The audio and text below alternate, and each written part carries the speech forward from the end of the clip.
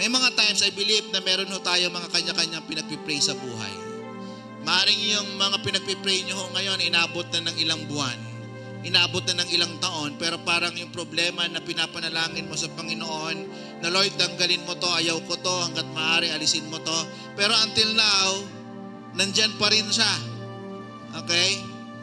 Baka ang sinasabi ng Panginoon, hindi ko kailangan tanggalin ang problema na yan sa buhay mo. Ang kailangan ko, baguhin yung karakter mo.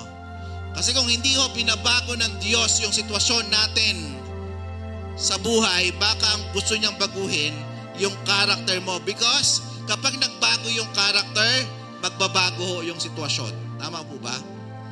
Kapag nagbago ang karakter, ang pananampalataya ng isang tao, magbabago ho ang kanyang sitwasyon. Kasi kahit baguhin ho yung sitwasyon, kung reklamador ka, kahit gaano kaaluan at kasaya ang buhay, magiging reklamador ka. Tama ho ba?